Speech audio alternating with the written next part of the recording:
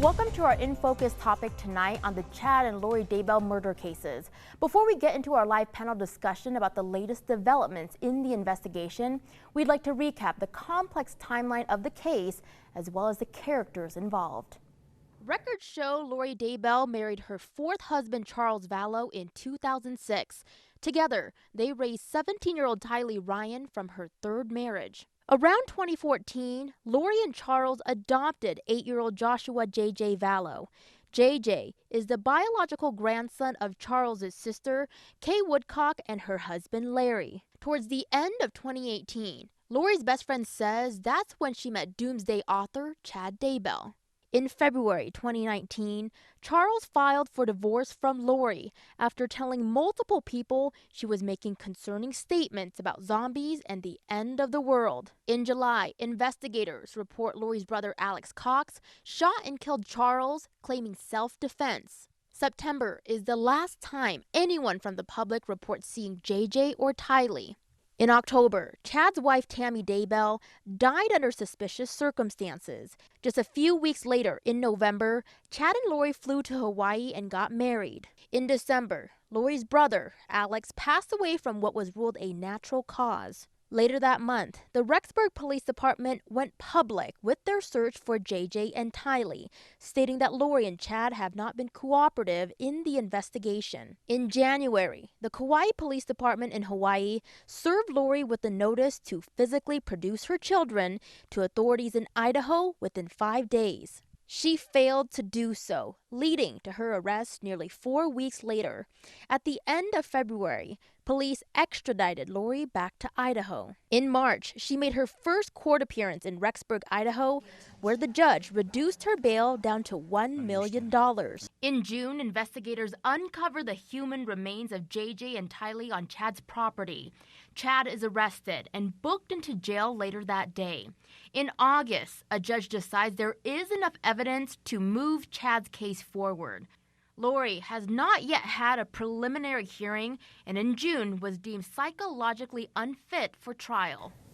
A lot to take in there. Coming up next, new documents released today shedding more light into the death of Lori's former husband, Charles Vallow.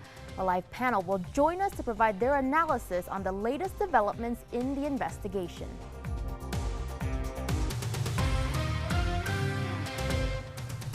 Welcome to our In Focus discussion tonight on the Chad and Lori Daybell murder cases. Now that we've recapped the complex events that have unfolded up to this point, we look at the latest developments in the past few months. We have a panel of experts tonight who have been following these cases very closely. Lauren Matthias, our former Southern Utah bureau chief here at ABC4 News and host of Hidden, a true crime podcast, joins us live via Zoom.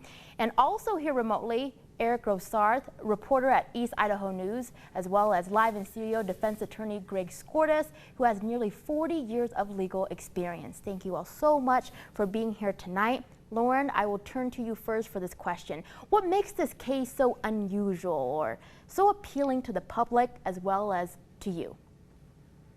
Oh, wow. Yeah. You know, being a journalist, I've covered a lot of crimes. And Rosie, you know that it is unpeeling the layers of the onion when you're uncovering any story, right? Well, I would say that we uncover the layers, and then there's another onion, and then there's another onion. I think we're on like the 12th onion right now that we're unpeeling. And I think the complexity of this case, the amount of people involved, the cult aspect, you've got greed and lust and money, right? Your classic crime plots, and then you throw in extreme beliefs, religion, a cult. It's unending what we're learning. I love the onion analogy. The more you peel, the more it stinks too. Eric, what about you? I want to hear from you. Why is, in your opinion, why is this so appealing to the public and appealing to you as well? You know, I don't think I've ever seen a case like this, and nobody in Idaho has seen anything like this. Just like Lauren said, there's so many layers to this story, and there's so many questions still out there. There's a lot of unknowns, and I think that keeps people coming back, asking for more and more to come back and just follow this story so closely. Well said. Greg, let's hear from you. What about you? Well, I agree with everything that Lauren and Eric said. You know, anytime you have a case like this where the suspects, the defendants, are the people next door. They don't look like murderers. They don't look like criminals. They don't look like the kind of people that could have possibly done this. And if they did what they're accused of, then they're really serial killers. So these are people that we could have all been neighbors with a year or two ago and raised our children together with, and here they are facing life in prison, in some cases the death penalty. And it's just a fascinating case that continues, as Lauren said, to unfold. And Eric, I think your coworker once said to me that this case is so bizarre that if you wrote it into a script and you took it to Hollywood, they might not even accept it because of how bizarre it is. But this is real life and it's unfolding right in front of our eyes. Lauren, you talk a lot about religion in your podcast. How does religion and cults play a role in this case? Oh gosh, how does it not play a part?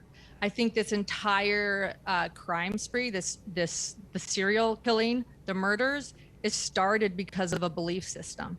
It started because one person created a belief system out of something, and it evolved until there were multiple killings, including children. Then you take the fact, as you know, it's been pointed out that these are people that could have been our neighbors. We're talking about a former LDS primary president or former primary president, and we're talking about someone that sold books at Deseret Book. You take that foundation and then you throw in this belief system where we have zombies and reincarnation, and now we have, I mean, the new document that came out today told us it even more. It starts with a belief system. It's an entire case based on religion. Really, it is. Eric, we've heard from family members and friends of Chad and Lori Daybell who have spoken out publicly and through the media, but we haven't heard from Chad's kids, whom he shares with Tammy Daybell. How unusual is this, and what could this possibly indicate about them or the case? You know, that's right. They are the people that we haven't heard from. We've heard from their daughter once on a national media interview. But other than that, they've maintained silence. They were at Chad's court hearing about a month ago. They sat behind him, didn't say anything, and they were quick to leave that court hearing. So, you know, it's really hard to know what is going through their minds. But we do know that they've wanted to keep kind of a low profile through this entire case. So, you know, they're the ones that everyone, I think, wants to talk to because they were living it. And maybe they might be another layer to that onion that Lauren was talking about. Greg, Chad and Lori also face other charges in relation to the murder-related charges. Could you talk about what those mean for the case? Sure. You know, a lot of times when a person is charged with murder, the jury, the finder of fact, wants to know what the motive was. It's not something that the government needs to prove, but it's helpful to understand. And in this case, the government, the state of Idaho, has charged each of them with a lot of financial crimes, insurance fraud for collecting on the insurance policies that were on their victims' lives, for grand theft, for stealing property that was related to this. And it will give the government a much stronger case when they present it to the jury to say, look, not only did they murder these people, but here's why they did it. Here was their motive. Here was their financial incentive and their financial gain to be had by committing this crime. So that was a fairly calculated charge to bring those property crimes in connection with these murders. Thank you for that analysis. All right, Lauren, Eric, and Greg, hold that thought. We have to take a quick commercial break, but when we return, we'll resume our In Focus discussion on the Chad and Lori Daybell murder cases. Thanks for staying with us for our second In Focus discussion tonight on the Chad and Lori Daybell murder cases. We have a lot to get to, so we pick up now right where we left off. And this time, we will go to you first, Eric. Your colleague, Nate Eaton, was subpoenaed by Chad Daybell's defense attorney to testify in court. Can you tell us more about that, why Nate appealed, and what the outcome was? That's right, Rosie. Nate Eaton, my colleague here at East Idaho News, was subpoenaed by Chad's defense attorney, John Pryor, to testify in court. And Rosie and Lauren, I'm sure as journalists, you guys can testify to this. You don't want to be a witness in a case when you're a journalist. And that is what happened here. They were trying to bring my colleague in, who's been covering this story from the beginning. And we fought it. He did not want to testify because that's not what a journalist should do. So we were very grateful for the support from the entire journalism community from across the nation. And thankfully that was dropped, that subpoena there. So he will no longer have to testify. Yeah, I think we can definitely relate to Nate in that aspect. Stay with me here, Eric. Lori Vallow Daybell was deemed unfit to stand trial for the murders of her 2 children, Tylee Ryan and JJ Vallow. What are your thoughts on this? Do you think that Lori will ever get her day in court? You know, it's not very uncommon for defendants here in Idaho to be found unfit for trial. They will be taken to a facility where they work to make them fit for trial. They'll first start with up to 90 days where they will try to help their mental state to where they can understand what's happening and that they can assist in their defense. And a number that I heard from a prosecutor in the area that isn't related to the case, that it's well over 90% of these defendants that are found fit for trial shortly after, and they do have their day in court. So it's one of those things that we never really know the final outcome, but it's not something where she will never go to trial. Wow, 90%. That is outstanding. Greg, how much tougher is this case to investigate and prosecute since Lori's brother, Alex Cox, is no longer around? You know, Rosie, I think that's why the case took so long for the Arizona grand jury to indict. I mean, that's a murder that occurred allegedly several years ago. The state of Arizona took its time, did a tremendous amount of investigation, and finally their grand jury issued that indictment just within the last couple of days. But keep in mind that Lori's brother, the real killer, supposedly in this case, is dead. And Lori is not charged with the murder. She's charged with a conspiracy to commit the murder. In other words, that she aided, abetted, she conspired. She encouraged him to commit the crime. And that's all that the state of Arizona needs to prove. So it's more difficult without the actual murderer, but they appear to have a fairly compelling case. Right. Greg, can you also talk about the different options of trying Lori and Chad together versus trying them separately? I think the state always wants to try defendants together. I mean, it's never in the state's best interest to have 2 trials or to have defendants use what they call the empty chair defense, which is essentially, hey, he did it and he's not being charged, and so they can blame one another. But it's not impossible. With Lori as claiming her current incompetency, Chad may very well say, I'm not going to wait for her competency to be restored. I want my trial. I want my day in court. And he's entitled to that. And of course, in Arizona, he's not even a co-defendant, so she'll be tried alone there. Yeah, so interesting with these moving parts. Lauren, do you think there's a chance that one of them might turn on the other person with the possibility of the death penalty hanging out there? Oh gosh, yes. I think it's possible. I think it depends on how desperate they are, especially with the death penalty as a possibility.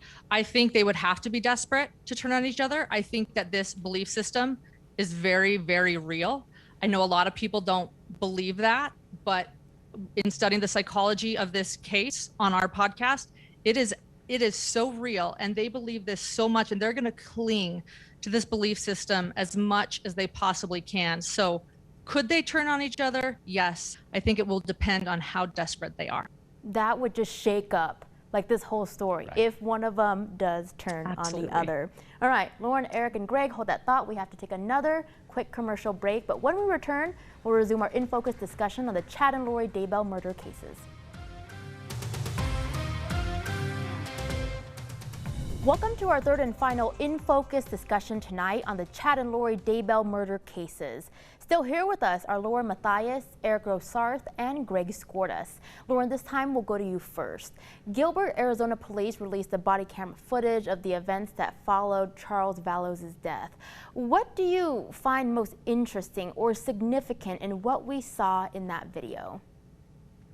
Oh gosh, yeah, that video was very interesting, and I think it's been the reason we've all been waiting for charges to come down. Let's start with Lori, because she was the most interesting in that video. She showed no distress emotions whatsoever, no fear, no anxiety. In fact, she was giggling and making self-deprecating jokes about the neighbors, thinking they're going to be weird because her husband was just shot to death. It was not a normal reaction. And then Tylee, I think she was self-soothing. Alex seemed like he wasn't even that shaken up for having just killed his brother-in-law. Now, Eric, Chad was already facing charges related to the death of his previous wife, Tammy. And now an Arizona grand jury charged Lori Daybell with conspiracy to commit first-degree murder in the death of her previous husband, Charles Vallow. How big of a deal is this in the big scope of things? So yes, that is correct. Chad was already charged here in Idaho, and so was Lori. They were already facing a lengthy list of charges, pages of details for those alleged crimes. And now this just only adds to it. It's another hurdle that a defense team would have to jump over to defend Lori. It's not just one case in one state, it's a case in another state. So there's a whole nother set of legal laws there and a whole nother set of attorneys, because the ones here in Idaho aren't able to practice law in Arizona. So it's going to be quite a long road ahead for Lori. And if these charges do come out to be true, it's like Greg said, it's showing that these two individuals may be serial killers. Now, Greg, with the long timeline ahead with the trial in Idaho, how long could it be before the state of Arizona can get to their trial with Lori? Well, believe it or not, Rosie, that matter may go first. Lori has been declared incompetent currently under the laws of the state of Idaho, and so she's not going to be tried there. But the state of Arizona can have its own laws regarding competency, and it can have its own evaluators. It can take her case and look at her and determine whether she's fit to stand trial. She may be extradited to Arizona sooner than we think. Chad, of course, has a right to a speedy trial, so he may say, I'm not going to wait till Lori's competency is restored. I want my day in court. But Lori could very well be taken to Arizona in very short order and have her competency evaluated there, and she could be tried there first before she ever gets to trial in Idaho. That case could be resolved in Arizona. So it's not necessarily going to be on a long tether. That is so interesting. Now, Lauren, from what we know so far, Charles is the first out of 5 people to die in a span of 4 months. Before his murder, Charles did sound the alarm about Lori to law enforcement. I've heard some people say that they think if police in Arizona progress quicker in their investigation, that the other 4 people might still be alive today. What do you think about this? Yeah, I would agree with that. I think that 4 people would still be alive today if they had arrested Alex and or Lori. I've never been in law enforcement. I don't know what it would take and why someone wasn't arrested, but it is frustrating to realize that if somebody had been arrested, I think other people would be alive, specifically 2 children. Now, Eric, Chandler police released a probable cause statement today in regards to Lori and then in relation to Charles's murder. What new information did we learn, or what do you find most interesting from those documents? You know, it does dive deep into their religious beliefs, but really what came out of this that was very explosive is all of the text messages leading up to Charles's death. There was text messages back and forth about how he needed to be freed from a demon inside of his body, that he turned into this zombie, which we've already known about it, but we haven't seen the text messages involving Lori, Chad, and others of their inner circle. And additionally, there's more on that timeline that just was a little off to investigators. It was 43 minutes, investigators theorized, from when Charles Vallow was shot to when Alex Cox called 911. And during that time, nobody tried to save him. Lori took JJ to get Burger King. She went to the store to buy flip-flops. So there was a significant amount of time that just didn't fill the gaps of their story when investigators showed up that day. Thank you for summarizing that. I know that the probable cause statement was so long today, and you wrote an article about it as well. Lauren, let's hear from you. I saw that you also were aware about these PC statements. What's your reaction, or what were some of the most interesting things that stood out to you? Well, picking back off of Eric, I think he nailed a lot of it. I think the extreme religious beliefs was one of them. You know, there's always a debate with our listeners. Did they really believe this? Did they really believe this? This is just one other thing that says yes, they believe this, and it's as crazy as it sounds. Wow. Greg, I know you didn't get a chance to look at the PC statements yet. Do you want to share any thoughts after hearing what Eric and Lauren said about the PC statements? Yeah, I think it behooves the state of Arizona to release a probable cause statement to tell the judge, the finder of fact, the people that are going to be hearing the case, basically just a thumbnail sketch of what their case is. And the fact that they went so deep into the probable cause means that the state of Arizona did a tremendous amount of work, and they're not leaving anything on the table, so to speak. They've outlined their case, they've outlined it for the judge, even for the potential jury down the road, to say, look, here's what we've done, here's the evidence that we have, and we're going to put this in front of a jury and let them decide whether or not Laurie is responsible for this death. Lauren, I can't imagine the emotional toll that this is having on family members of all sides. How are they doing? I know that you are in communication with Kay and Larry Woodcock. Can you kind of give us some insight as far as what you have observed with how they're doing through all of this? Yeah, absolutely. We are in close contact with several of the victims. It is heartbreaking when you realize these are real lives and real people whose lives have been absolutely ruined. You know, we were on a chat the other night, 2 nights ago, when charges came down for Charles, and why don't I read something that Kay Woodcock wrote? You know, we don't know when Laurie will be tried in Arizona, but this is what Kay had to say about it. Kay had to say, Charles, the gentleman he was, I can hear his sweet, soft-spoken voice. It's okay, sis. Take care of the kids' trials first. They'll get to my case when they have time. That was my brother. I miss him incredibly. And I mean, that's to even have to say that, hey, let's, you know, picturing Charles saying, you know, don't worry about my murder, worry about my kids' murders first. That's what they're dealing with. And it's unfathomable to most of us. Thank you for sharing that with us. Eric, we have time for one more question. I will go to you last. What's next in this trial, in this case? What can we expect to happen in this timeline? You know, we know Chad is set to go to trial in November, but typically with murder cases, they get pushed out again and again. So this is going to be a long story. We have to wait for Laurie to regain her competency before she will come back. And I spoke to Arizona authorities on Tuesday after the news of the new charge down there, and they say that they are going to wait for Idaho to bring her down there to face that charge. So again, this is a story that we'll be talking about again and again. It's not like this will be over in a week, a month. We will be again talking about this for quite some time. And we're talking about years here, possibly. All right, you've been hearing from Lauren Matthias, host of Hidden, a true crime podcast, Eric Rosars, reporter at East Idaho News, and defense attorney Greg Skordas. Thank you all so much for being here tonight. We enjoyed hearing from you. And don't forget, we'd love to hear from you about the show. We invite you to join our Facebook group by going to facebook.com/groups/ABC4InFocus, or you can send us an email, infocus@abc4.com.